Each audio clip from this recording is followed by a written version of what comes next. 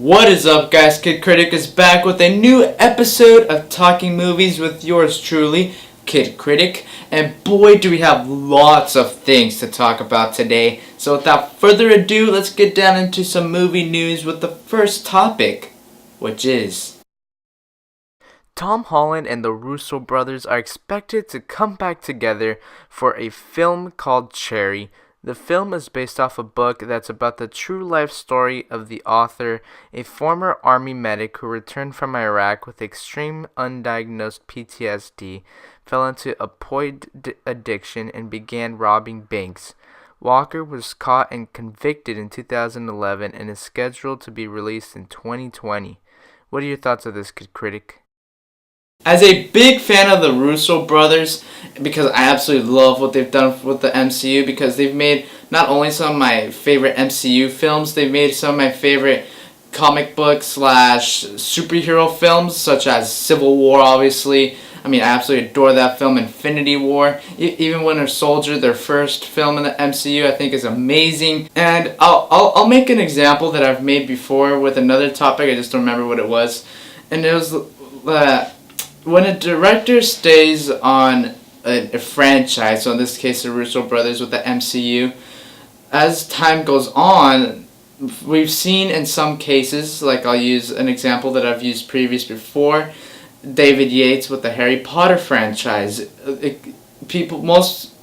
majority would say that his films in the Harry Potter franchise have been decreasing little by little, quality-wise. Like, he's made, even though I liked Crimes of Grindelwald, I will say that it's probably the weakest that he's made of the Harry Potter films. Now, has that happened with the Russo brothers? Absolutely not. I mean, Winter Soldier, awesome. Civil War, awesome. Infinity War, awesome. And I cannot wait to see what they do with Endgame. And I kind of want to see them get themselves away from the MCU. And this film sounds awesome. And you talk about trying something new. Tom Holland, who I really enjoy, and I think he's amazing as Spider-Man, probably my favorite Peter Parkers I've ever seen on screen.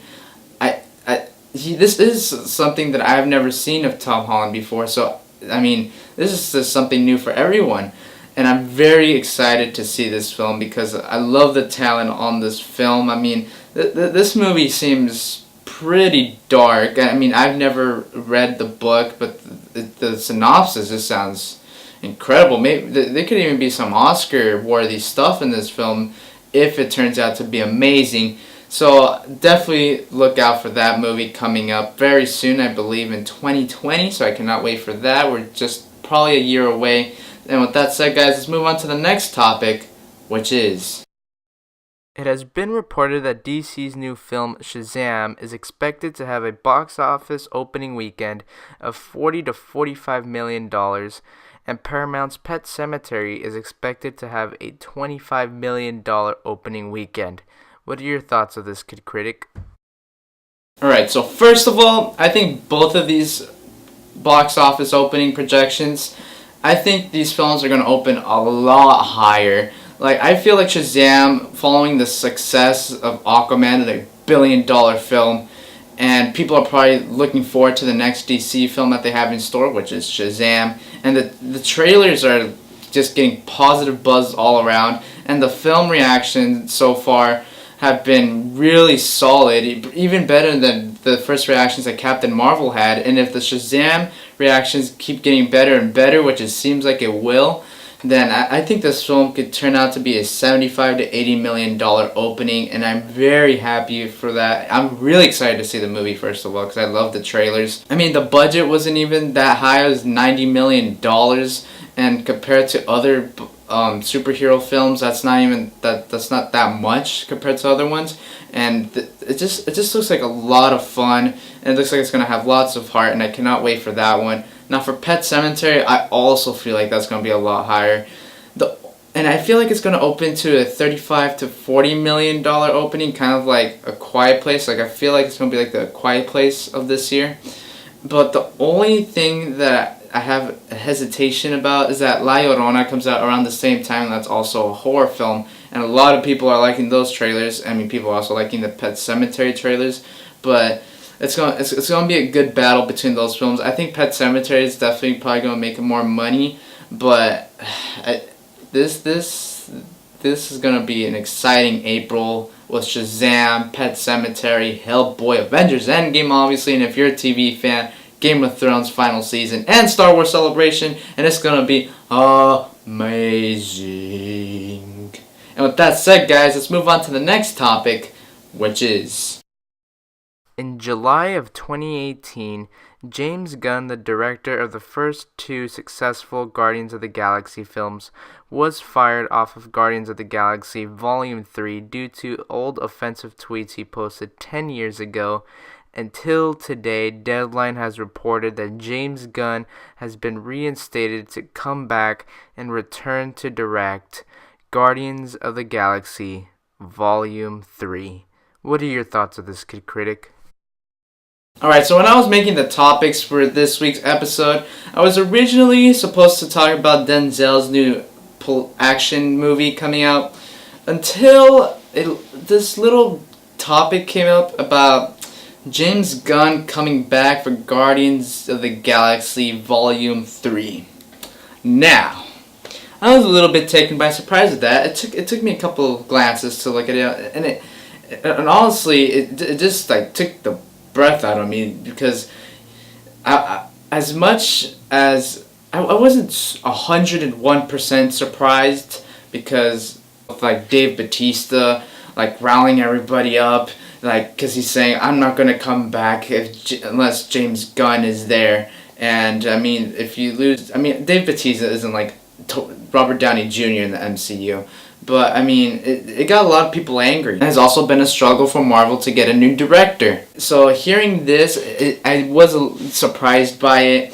And I'm also very excited about it, because even though I was not a big fan of Volume 2, I love Volume 1.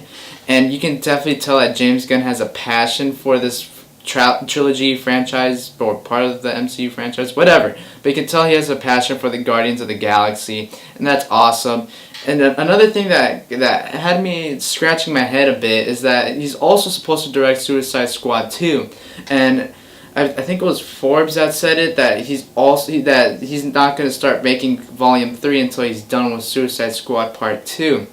And I'm like, that's just even more amazing. I mean, yeah, he's going to be a busy human, but I mean, at least he's getting paid a lot, but he's going to have Suicide Squad 2 and Guardians Volume 3. I mean, that just sounds brilliant. Now, I think the movie's probably going to come out in 2021, I'm guessing.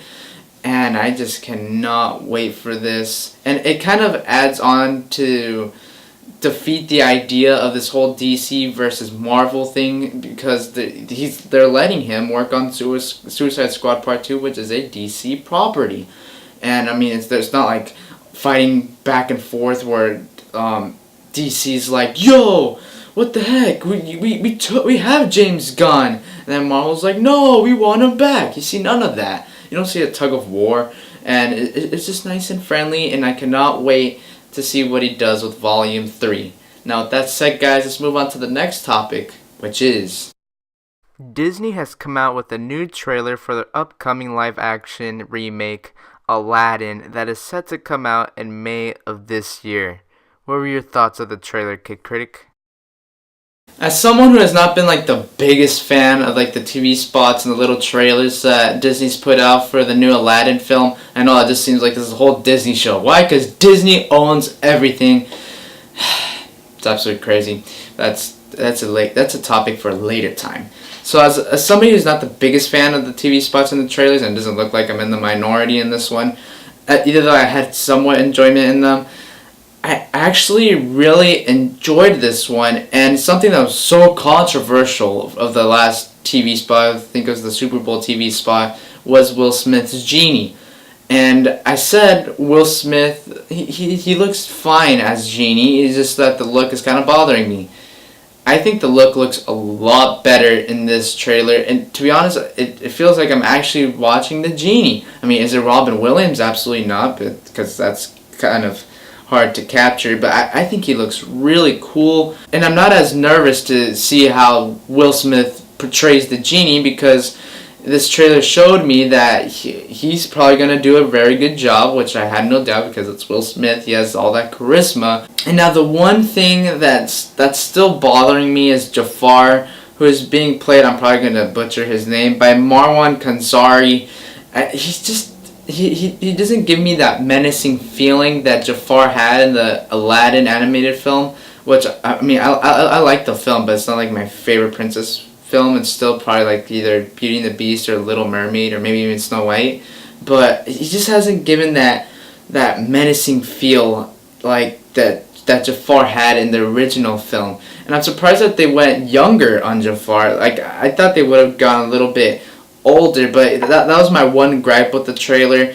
I mean, I think everyone else actually looks really good. And someone else I was also kind of curious to see like how they would do as this character is, I'm probably going to butcher this name too, is Mena, probably I'm guessing, Masoud, who's playing Aladdin. And I also think he looks pretty good as Aladdin. And Naomi Scott as Jasmine, I think she looks perfect in this role. And if that's her singing A Whole New World, that just knocked my socks off. Like, I was like, is that a human singing? Because that was absolutely brilliant. And to be honest, I was curious to see this movie now. But now with this trailer, I have to admit, I have a little bit more excitement for this film. And with that said, guys, let's move on to this other small topic that everyone is talking about, which is Marvel has dropped its second trailer for their up-and-coming culmination of the last 3 phases, Avengers Endgame, which comes out at the end of April. What are your thoughts of the trailer, Kid Kritic? When I woke up on Thursday, the 14th, in March, I woke up to the notification that an Avengers Endgame trailer has dropped. And that was like somebody's coffee of the morning, because I don't drink coffee, I'm sorry. But that just hyped me up, and I watched this trailer, and it was alright. It was decent. No, I'm just kidding. I loved this trailer. And you know why? Because it showed nothing, and I loved it. Because it not only did it show nothing, it also showed a lot to be excited about. I mean, the whole Rocky Raccoon, like standing on War Machine, just looked absolutely awesome. And like, what battlefield were they on? And it just looked amazing. And with the trailer starting off with the whole flashback thing in black and white with the little red, I thought was really cool. And then you go to Hawkeye with his daughter, and I mean, as soon as that part happened, I was like, they dead. They are done. They're probably gonna come back, obviously, but they are dead, and it's gonna be hard to watch. That you know, people don't give Hawkeye a lot of credit, man. I mean, I like that guy. He's lots of fun. But anyways, and then obviously you have Cap. With the shields. Yes, that gave me chills. And basically, it just like leads up with it starts off slow, and then it starts to get the excitement starts to get higher and higher and higher, with like little shots of like Stark and Black Widow and Steve Rogers and Banner and so on. To then when you get into Avengers headquarters and you see the remaining Avengers except for Thor, Captain Marvel, and Rocket, which you know there's lots of speculation where they are, but woo, that part, seeing Cap lead the Avengers with the epic Sylvester music in the background, just made me cry. It made me have man tears. And it was absolutely epic. And to put the cherry on top, you have that little quick scene with Thor and Captain Marvel, and I thought it was great because you had all this epicness and all this dramatic things happen. A little dash of joy, I will say. And I thought it was a great moment, and I cannot wait for this film. And with that said, guys, thank you for joining me on this special day, because like I say, not only is it Talking Movies Day, but it's alright, anyways, thank you for joining me on this new episode of Talking Movies. Look out for the next video or review, and peace.